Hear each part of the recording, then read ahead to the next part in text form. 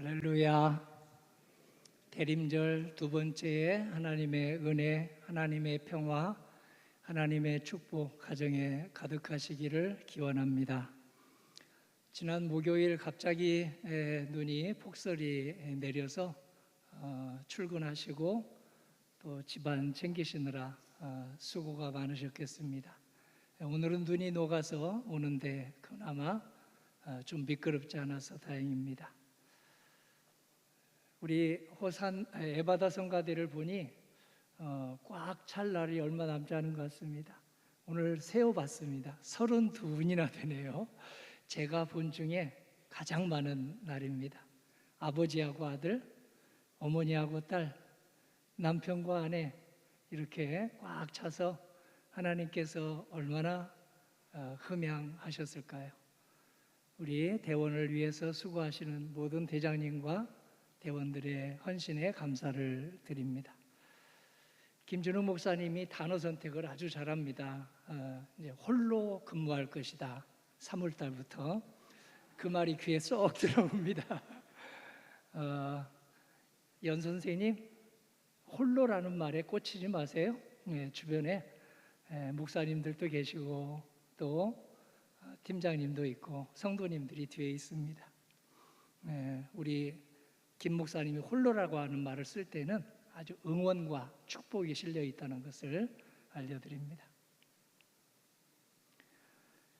우리는 평화의 왕 예수님을 맞이하는 대림절을 시작했습니다. 오늘이 두 번째 주일이고 네 번째 주 지나면 성탄절이 오겠습니다. 우리가 모여서 드리는 이 예배당은 100년의 역사를 간직했습니다.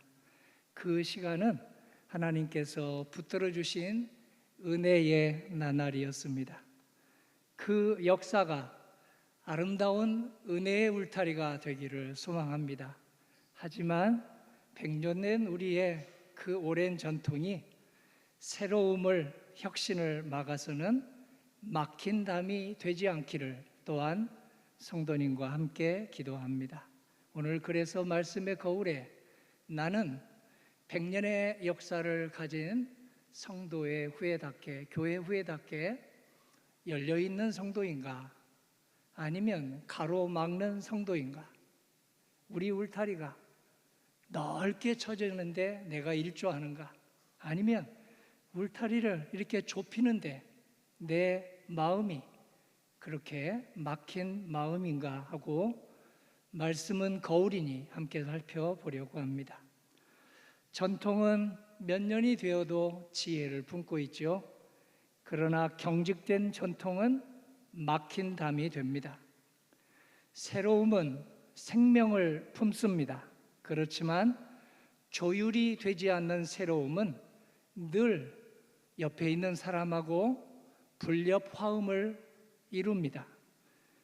그래서 우리는 조율되지 않는 새로움을 조심하는 대림절을 지금 말씀에서 발견할 것입니다.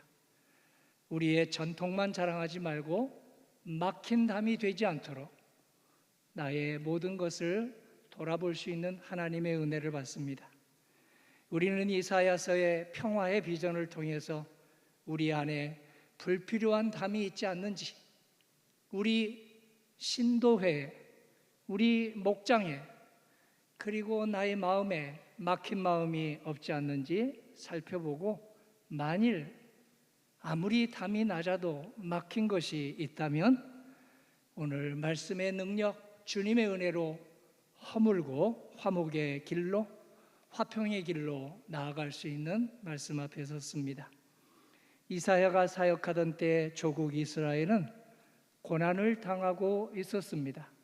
러시아의 침공으로 지금 고난을 당하는 우크라이나의 그런 상황과 비슷합니다. 아수르, 바벨론, 이집트 등 강대국 사이에서 마음고생이 이만저만이 아니었습니다. 그때 하나님께서 약속 하나를 주십니다. 하나님의 약속을 성도님과 제가 오늘 읽고 있습니다. 다윗의 후손, 곧 주 예수님이 오실 텐데 주 예수님을 통해서 우리는 개인적으로, 가정적으로, 민족적으로 회복될 것이다 하는 새싹의 약속입니다. 새싹이 보잘것없이 보이겠지만 자라나서 열매를 맺고 마침내 평화의 가정과 마을과 국가를 이루리라 약속하십니다. 11장 10절이 오늘의 요절입니다. 그날의 이새의 뿌리에서 한 싹이 나서 만민의 기치로 설 것이요 열방이 그에게로 돌아오리니 그가 거한 곳이 영화로우리라. 하나님의 약속대로 예수님이 오셨습니다. 그런데 오신 곳이 왕궁이 아니라 유대 땅 베들레헴 마구간 아주 낮은 곳에 오셨습니다. 화려하지 않고 소박하게 오셨습니다. 화려하지 않고 소박하게 오셔서 섬김 받기 전에 먼저 섬기시고 위로 받기 전에 먼저 위로하시고 이해 받기 전에 먼저 이해하셨습니다. 그의 육신의 아버지 요셉과 그의 어머니 마리아에게서부터 그러하셨습니다. 그리고 모든 이의 구원을 위해서 오늘 몇백 년 후에 태어날 성도님과 저의 구원을 위해서 자신의 생명을 십자가에 헌금으로 드리셨습니다. 그렇게 놀라운 예수님이 누구신지를 성경은 이렇게 한마디로 우리에게 대림절에 묵상하도록 줍니다. 골로새서 1장 15절은 예수님이 누구신지를 아주 압축해서 알려줍니다. 그는 보이지 아니하는 하나님의 형상이시요 모든 피조물보다 먼저 나신 이시니 만물이 그 안에 함께 섰느니라. 아멘. 그렇습니다. 예수님은 하나님의 형상, 하나님이십니다. 예수님을 아는 것은 하나님을 아는 일입니다. 예수님과 친교하면 하나님과 친교하는 일입니다. 예수님을 인격적으로 만나면 하나님을 인격적으로 만나는 일입니다. 하나님, 그분을 사랑하려거든 예수님과 사랑에 빠지시면 됩니다. 예수님은 평화의 근원이십니다. 예수님은 우리 생명의 근원이십니다. 살고 죽는 것이 우리 예수님에게 온전히 달려 있습니다. 요한복음 17장 3절이 증거합니다. 영생은 곧 유일하신 참 하나님과 그가 보내신 자 예수 그리스도를 아는 것이니이다. 이 사연은 먼저 몇백 년 전에 오늘 요한복음 17장의 말씀을 이렇게 그림으로 보여줍니다. 하나님의 나라에 대한 그림입니다. 유명한 화가가 저렇게 그림으로 그려내서 아주 몇십 년 동안 우리가 묵상하고 있습니다. 이리와 어린 양이 함께 뛰노는 그림입니다. 표범이 어린 염소와 함께 쉬는 그림입니다. 송아지와 어린 사자가 같은 밥상에서 먹습니다. 어린아이가 이 맹수들을 인도합니다. 어떤 존재도 서로 해치거나 어떤 존재도 서로 마음 상하게 하지 않고 어울리는 베스트 프렌드가 됩니다. 여기서 늑대와 양 그리고 표범과 염소는 사람들의 됨됨이를 상징하는 지금 문학적 표현입니다. 하나님의 나라는 미움이 사랑으로 적대가 화목으로 변하는 나라입니다. 그 나라에는 무기가 없습니다. 만일 무기가 있다면 오직 하나가 있습니다. 그 무기의 이름은 사랑입니다. 하나님의 나라는 사랑의 무기만 있고 오늘 핵폭탄도 없고 원자탄도 없습니다. 수소폭탄도 없습니다. 사랑이 본성이고 연대하는 삶이 자연스럽고 화목이 그 나라의 문화입니다. 우리는 누구나 화목을 원합니다. 그런데 화목하지 못한 우리의 가정이 있고 교회가 있고 그리고 남한과 북한이 있습니다. 화목을 해치는 이들은 저 러시아와 우크라이나 사이, 이스라엘과 하마스 사이만 있는 것은 아닙니다. 우리 마음속에도 있습니다. 자기 혐오, 열등감, 분노, 미움, 이 모든 것은 내 마음에 화목을 해치는 질병입니다. 바깥에 있는 폭군은 적대감과 분열입니다. 세대 차이든 공로의식에 사로잡혀 있든 영적 교만이든 우리 교회에 높은 담을 쌓아서 새로운 가족들이 들어오지 못하도록, 이제 막 세례받고 집사님이 된 사람들이 권사님으로 자라지 못하도록 막아내는 그런 막힌 담이 됩니다. 내 안에는 이런 담이 없을까요? 우리 안에는 이런 막힌 담이 없습니까? 남녘 땅과 북녘 땅의 이 사이처럼 우리는 나이 차이 때문에, 섬김의 방식 차이 때문에 미움의 담이 생겨서 같은 교회 다니면서도 오늘 고운 눈으로 보지 못하고 서로 피하려고 하고 그러는 상태가 있지 않습니까? 나는 이 교회 몇 년 다닌 줄 알아? 나는 오래된 교인이야. 나는 50년도 넘었어. 이런 자부심 좋을 때도 있지만 불필요한 담을 만들 때도 있지 않겠습니까? 내가 더 많이 섬겼다, 내가 더 많이 섬겼다는 공로의식이 없으면 우리 교회는 얼마나 좋은 교회가 될까요? 내 신앙이 더 깊다, 나처럼 믿는 신앙이 더 깊다라는 영적 교만이 우리 교회에 불필요한 막힌 담을 만들지 않겠습니까? 그런 막힌 담을 허물 수 있는 좋은 기회가 1년 내내 계속되지만 특별히 집중하여 이 대림절에 하나님은 그런 은혜를 주십니다. 예수님을 주님으로 모시면 내 마음 안에 막힌 담이 허물어집니다. 우리 가정 안에, 우리 목장과 신도의 안에 막힌 담이 허물어집니다. 예수님은 우리의 모든 상처를, 눈에 보이는 상처, 눈에 보이지 않는 상처를 사랑으로 바꾸십니다. 우리 안과 밖의 분노를 평화로 바꾸어 주십니다. 그러므로 예수님을 나의 주님, 우리 가정의 주님, 우리 교회의 주님으로 모시는 것이 대림절의 가장 큰 축복입니다. 그래서 예수님을 주님으로 모시면 오래오래 다닌 성도와 이제 온 지 얼마 안 되는 성도 사이에 담이 없어지고 서로 귀하게 여깁니다. 오래된 신자도 귀하게 여기고 지금 온 손자 같은 생명도 아주 막 태어난 우리 가정의 생명처럼 금이야 오기야 바라보기 시작합니다. 보수적인 성도님과 아주 진보적인 성도님 사이에 막힌 담이 무너지는 일, 그건 주님을 오늘 나의 주님으로 모시고 있느냐가 결정할 것입니다.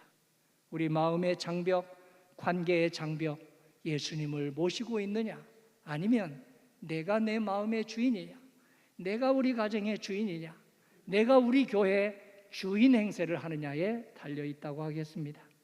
이사야 예언자가 전하는 하나님의 나라는 연대하는 나라입니다.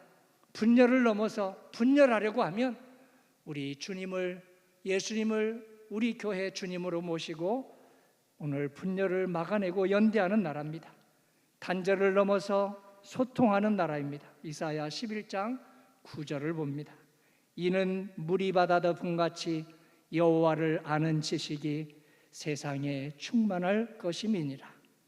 여호와를 아는 지식, 여호와를 아는 지식이 평화의 동력입니다. 여호와를 아는 지식이 화평의 원동력입니다. 여호와를 아는 지식이 평화의 힘과 능력입니다. 그 평화를 삶으로 보여준 분이 한 분이 있습니다. 김복동 할머니입니다. 14살에 일본군 위안부로 끌려가서 이루 말할 수 없는 고통을 겪었습니다. 그런데 이 예수님이 예수님을 알게 되었습니다. 이 할머니가 예수님을 알게 되었습니다. 예수님을 믿고 의지하여 마음속에 있는 상처를 치료받았습니다. 미움과 증오의 늪에 빠져 허우적거리지 않게 되었습니다. 마음속에 남아있던 미움과 증오를, 공격적인 마음을 하나님이 조건 없이 주시는 하늘의 평화의 씨앗으로 바꿔냈습니다. 그래서 예수님의 은혜로 모든 고통받는 사람들이 이제 함께 예수님께 은혜를 받으면 좋겠다 외치며 오늘 복음 전도자로 평화의 등불이 되어 살게 되었습니다. 예수님은 천국을 겨자씨에 비유하십니다. 겨자씨는 씨 중에 가장 작지만, 좁쌀보다 작지만 땅에 심기면 큰 나무가 됩니다. 성도님과 저의 마음에도 키와 상관없이, 체격과 상관없이 주님의 말씀이 심겨지기만 하면 겨자씨처럼 자라나서 우리 옥토 같은 마음에 뿌려지면 큰 나무, 평화의 나무, 화평의 나무, 그리고 화목의 나무로 자라날 것입니다. 하나님의 말씀은 살아있습니다. 운동력이 있습니다. 우리 마음을 찔러 쪼개는 힘이 있습니다. 우리를 변화시키시는 능력이 있습니다. 대림절은 우리 마음속에 있는 길바닥같이 딱딱하고 돌바닥같이 그리고 가시떨기같이 내 마음을 찔러대는 그 마음을 기경하여 옥토가 되게 하는, 뿌려진 마음 말씀의 씨앗이 자라나도록 옥토가 되게 하시는 우리 주님을 기다리는 절기입니다. 신앙생활의 목표는 한 가지입니다. 우리 주님을 영접하고 주님과 사랑하는 일입니다. 주님을 영접하면 우리 마음속에 아무리 옥토 같은 그 부분이 작고 가시 같은 마음, 돌밭같이 그렇게 차가운 마음, 길바닥같이 따뜻한 마음이 많다 할지라도 아주 적은 옥토밭도 우리 주님에게 올려드리면 말씀의 능력이 우리를 기경하여 마침내 옥토 같은 마음이 점점점 넓어지게 해주십니다. 하나님의 나라 예수님을 잘 모실 때 우리 가정이 하나님 나라가 될 것입니다. 그러므로 예수님을 모시는데 성도님과 제가 이 대림절에 집중하면 좋겠습니다. 어떻게 하면 집중할까요? 예수님을 잘 모시도록 예수님께 인사하는 게 찬송이잖아요. 예수님께 기도하는 게 인사잖아요. 예수님께 예배드리는 모든 순서가 예수님 저 왔습니다 안녕하세요 하고 인사하듯이 성도님들을 보고도 인사합시다. 어떤 성도에게는 인사하고 어떤 성도님에게는 외면하고 그러는 마음이 생기거든. 오늘 이 예배 마치기 전에 기도하시고 주님 제 마음을, 이 좁쌀 마음을 넓혀주세요. 누구에게나 인사하게 해주세요. 쌩하고 외면하지 않게 해주세요. 평화의 인사, 주님의 평화의 인사 건네며 환대하는 마음 제게 주실 때에 사용하게 해주세요. 새로운 성도 그냥 지나치지 말고 사랑의 한마디를 하게 해주세요. 사랑의 나눔이 있는 곳에 하나님께서 충만하게 역사하시기 때문입니다. 오랜 섬김의 공로의식에 사로잡혀 있었다면 막힌 담이 되지 않도록 기도합시다. 주님이 은혜 주셔서 목사가 되었습니다. 주님이 은혜 주시지 않았으면 목사 될 자격이 없는 사람입니다. 주님이 은혜 주셔서 신앙생활 여기까지 해왔습니다. 새로운 일꾼들 귀하게 보십시다. 새로운 일꾼들 일에 등 돌리지 말고 열심히 기쁨으로 지원하고 격려하면 격려하는 우리가 축복을 받습니다. 봉사하다가 이견이 생깁니다. 이견이 생겨도 서로 존중하고 연합을 이루면 피로 값주고 산 저분이다. 이런 마음을 하나님께서 우리 마음속에 넓혀 주실 것입니다. 화평의 복음을 내 심령에서부터 시작하여 온 가족, 온 이웃에게 전하는 귀한 대림절 되시기를 주 예수님 이름으로 간절히 기원합니다. 아멘. 사랑과 은혜의 하나님, 대림절 둘째 주일 하늘의 화평의 말씀 주시니 감사합니다. 그 화평의 말씀 겨자씨같이 작아도 저희 마음속에 잘 뿌려지게 해주셔서 마음 안에 받게 하여 주셔서 저희 안에 있는 이미 깨닫지도 모르고 있는 분노와 혐오, 그리고 관계의 분열이 우리를 사로잡지 못하도록 인도하여 주시옵소서. 오랜 역사의 교회, 그리고 또 거기에 다니는 저희가 공로의식에 사로잡혀 막힌 담이 되지 않도록 인도해 주시옵소서. 인사하고 격려하고 감사하며 막힌 담이 보일 때 주 예수님의 이름으로 허물어지는 역사를 보게 하여 주시옵소서. 형제 자매, 자매님, 형제님을 예수님의 피로 사신 존재로 바라볼 수 있게 하여 주시옵소서. 서로의 사역을 기뻐하고 축복하며 화목과 일치를 이루게 도와주시옵소서. 주 예수님 이름으로 기도드립니다. 아멘.